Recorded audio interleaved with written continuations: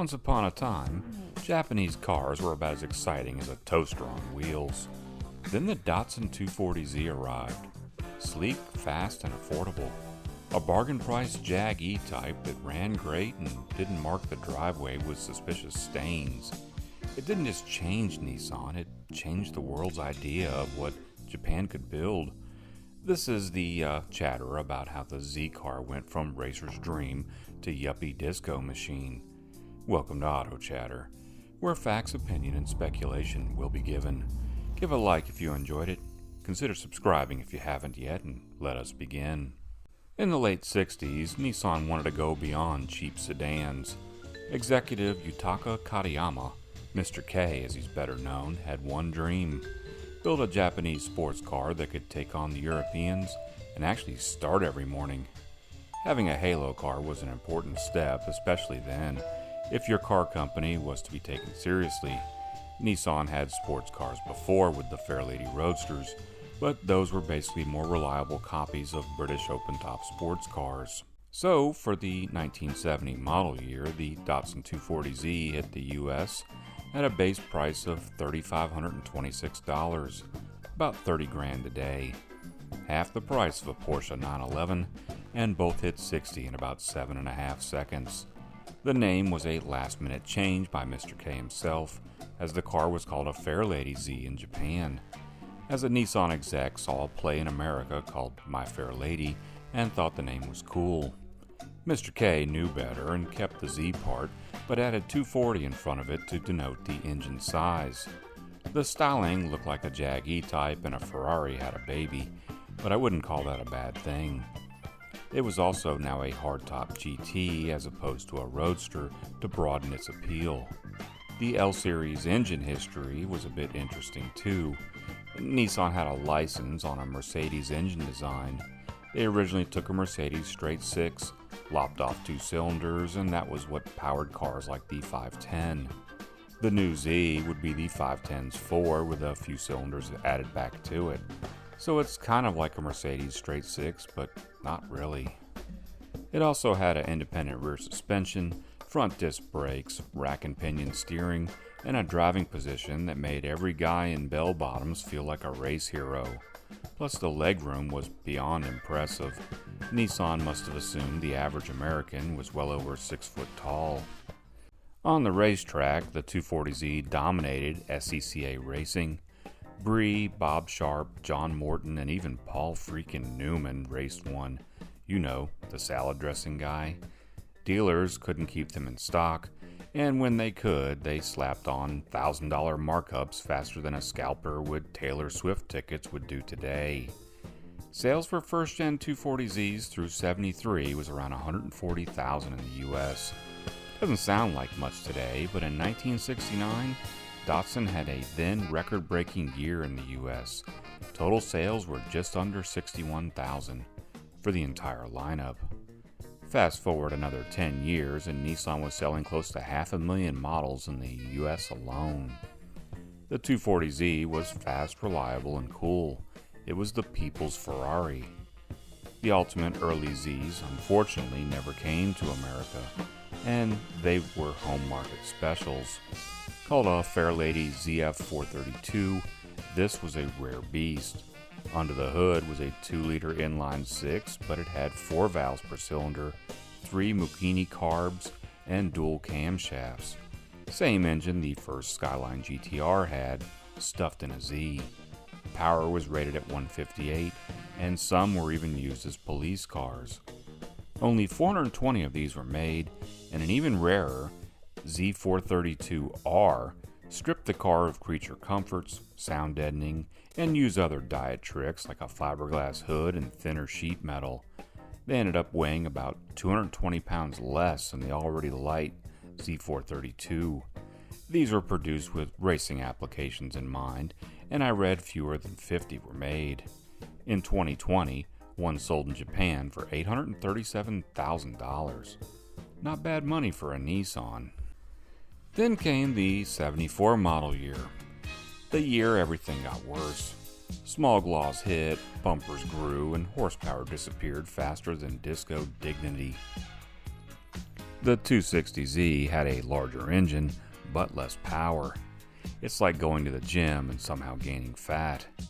To make matters more family-friendly, Datsun introduced the 2+2 version, longer wheelbase, tiny back seats, perfect for kids or somewhere to throw your jacket. 260Zs in the US is a one-year car, but it had a longer than normal model year. I think this was done as new emission laws that would require catalytic converters was coming into effect. There's actually early and late versions of 260Zs.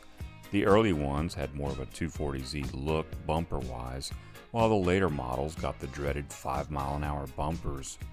They added both weight and less desirable looks.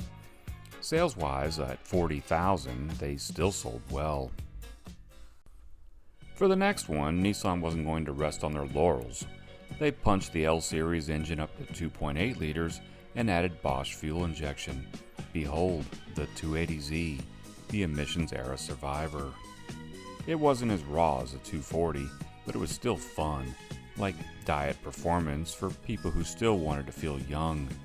The larger displacement and fuel injection brought back some early 240Z glory, and a new party trick arrived for 1977, an optional 5-speed manual. The 280Z became the everyman's GT car. It wasn't about lap times anymore, it was about looking good in traffic, and it was a sports car for people who just discovered Fleetwood Mac. But by the late 70s standards, it was a performer. 75 through 78 was the 280Z's run, and sales in the US was about 200,000 combined. So even though it was getting more expensive, Z fever was still hot. When the 280ZX hit for the 79 model year, the Z had grown up, literally. The ads bragged that the 280ZX was a sports car you can live with. Translation, we added weight, luxury, and gadgets. The thing had more creature comforts than a Cadillac Seville. T-tops, power everything, and velour so thick it could suffocate a toddler. The platform was all new and very little carried over besides the powertrain. It even had an optional feature where the car would talk to you. Nissan accomplished this with basically a tiny record player that had several tracks that would inform you of various things, like the lights were on or a door's ajar. Digital dashes became options, auto up and down windows, where the previous Zs had hand cranks, and the list goes on and on. But would people embrace all of this? Yeah, they would. Big time. The Z went from track car to full-out luxury GT, and buyers loved it. Sales for the 280ZX were strong. Actually, its first year in 79 is the best year the Zs would ever have. It was the right Z at the right time, and it took full advantage of being more of a personal luxury vehicle. A ZX-10 anniversary model arrived for 1980. These were black and gold beauties that were fully loaded and had a sticker of around 14 grand then, which is about 55,000 today. For 1981, Nissan brought out the 280ZX Turbo, 180 horsepower, 0 to 60 in 7 seconds flat. Finally, the Z was fast again. It was one of the quickest mainstream cars you could buy at the time, easily embarrassing a same-year Corvette and especially a Turbo Trans Am. The ZX wasn't about curves anymore though, it was about curb appeal. It was the perfect car for a guy with a gold chain, a mortgage, and a perm. Now, 1983 marked the end of the line for the 280ZX. The Datsun name was being retired officially after '84, and Nissan was taking over. The whole Datsun naming from the start was done because Nissan didn't want to tarnish their name for the newly exported markets like the US. Guess they had their reasons, as Toyota failed their first go-around here before giving it another shot a few years later. Wonder how that worked out for them. Anyway, all 280ZXs rolled off the line with dual badging starting in '79, symbolizing the handoff to a new era, Nissan. They spent millions over a half-decade just to ditch Datsun, but I bet there's still people to this day that wonder if Nissan bought them out or something. Anyway, the 240Z proved Japan could build sports cars that punched above their weight. The later models proved Nissan could evolve with the times, even when that meant more velour and fewer revs. The Datsun Zs were like that one friend who used to be wild, got a job, but still has great stories. And when you hear that inline 6 fire up, it's still got soul. In total, over 700,000 Datsun Zs were sold before 1983, a record few sports cars could match. Not bad for the little coupe that started as a Japanese underdog. The Z car gave America a taste of Japanese performance, and over 55 years later, that legacy still revs on. Anyway, this has been my Datsun Z chatter, and I do hope you enjoyed it. Thanks for watching, and until next time, I'll be keeping the headlights on for you. And chatter out.